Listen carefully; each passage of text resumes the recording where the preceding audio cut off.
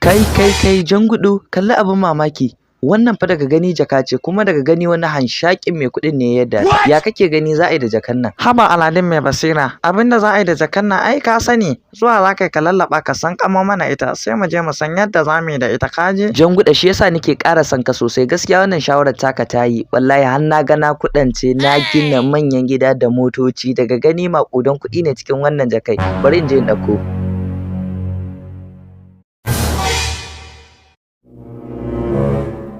To Jangudu, ga dai jaka na ɗauko, amma ka san halin rayuwa mutane da sun ganka da abu za su iya biyo ka, kuma komai yana son sirri. Ya kamata ka faɗi mana inda za mu je mu samu keɓaɓɓen guri wanda ba kowa, sai mu buɗe mu ga menene a cikin wannan jakar. Kuma fa wannan magana taka gaskiya abin dubawa ce. Ka san mutane yadda suka cika sa ido, ba ma kamar mu biyan nan an ga mana lokaci ana sa mana ido. To shikenan, na san wani keɓaɓɓen guri, kana ji ko? Yanzu shikenan, biyo ni a hankali mu je, biyo ni. Ni fa ɗan Fulani ko idan ina ganin wannan tafkekiyar jaka a gurina ko ji nake kai gaba ɗaya ɗan gwata ma bai kai ni kuɗi ba, saboda na san miliyoyi ne ciki. Daga ganin yanayin wannan jaka ka san mai kuɗi ne. Wayyo kuɗi! Aladin kai to taka ai karamar bukata ce. Ni baraka ji idan har Allah ya sa na samu kuɗin nan, shanu za a rinka kawo min zuƙa masu ƙoshi daga Italiya, gabaki ɗaya ƙauyen nan sai a rinka labari na. Janguda, yanzu dai ba wannan ba, kamata yayi yanzu mu buɗe wannan jakar sai mu ga menene a ciki, ba wai mu zo mu yi ta surutu ba. Yallaɓai, ina matukar alfahari da kai, gabaki ɗaya aikin da ka bani a 1 week na gama shi, ina matukar jin daɗin irin aikin nan fa. Shikenan, na baki miliyan 1, kuma gidaje ko wani albashir ɗin ma duk sati zan rinka ƙara miki albashi. Mai gida, bam ɗin da ka bani ka ce in dasa a cikin wata bakar jaka kofar gidan wannan mutumin, na dasa, kila ma yanzu ya tashi da shi. Munafukai sun samu kuɗi, wai shi ɗayan sai ya fi Dangote kuɗi, shi kuma ɗayan wai shanu daga Italiya ko? Da a ce na ce musu jaka ta ce na yadda, don Allah su taimaka su bani, wallahi da basu ban ba, amma da na biyo musu ta wannan hanya ai sun bani cikin salama.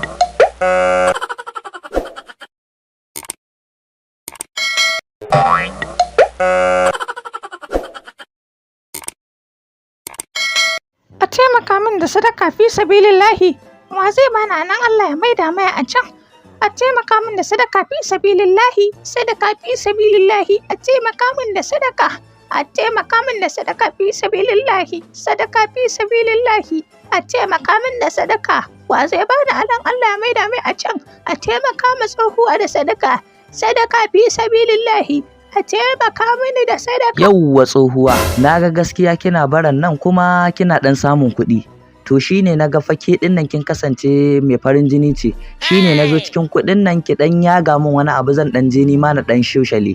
Yanzu yaro, saboda baka da kunya baka da mutunci, kaga tsohuwa tana bara, shi ne da jinin ka a jika za ka zo ka ce wai na taimaka maka, ba ma kai bane ya kamata ka taimake ni iye. Oh tsohuwa, idan na ce ki taimaka min ai ba laihi ne ba ko? Tunda ke ma Allah ya taimaka miki, mutane in sun dan zo wucewa suna yaga miki, ni ma ba sai ki dan yaga min ba in dan yi wani abu da su iye. Ai ba laifi bane dan na ce ki taimake ni ko? Dan ka ce na taimaka maka ba laifi bane, to amma ni baka ga tsohuwa bace ba, idan babaran nan ba abin da zan iya yi, kai ko kana da karfin ka zaka yi turin kura, turin baro, sauran sana'o'in nan na zamani duk zaka iya yi. Gaskiya tsohuwan nan ma kin latsa ni, kin ga nayi kama ma da wanda zai miki turin kura iye? Ki ganda dan saurayi mai yayi mai zamani wanda ake yayi ki ce wai na je na rinka turin kura?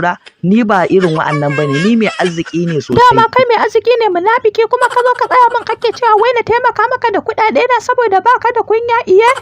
Mara kunyan banza, mara kunyan wohi, kai sauri kai gaggawa barin nan gurin tunda ba karuwa ka kawo min ba. Ke tsohuwa dakata, ko kina ganin ina binki da lalama shi yasa kike so ki min abu? Kin ga yanda karin nan ba kowa, to wallahi zan iya buga miki wani abin na kwashe kuɗin nan na bece, kuma babu abin da kika isa ki aikata min. Na fi ki dan yankai. Yaro man kaza, aka ce wai ta yaro kyau take ba ta karko. Idan ka isa ka taba min kuɗin nan ba ka gasu ba, kaga iko na, kaga abin da zan aikata ma mara kunyan yaro kawai. Idan ka isa ka zo ka taba min kuɗin nan. Wai nan ke tsohuwa kin yi barazana, ke da kike ma gurguwa, bari na ɗauki kuɗin na ga ikon naki, na ga abin da zaki aikata min.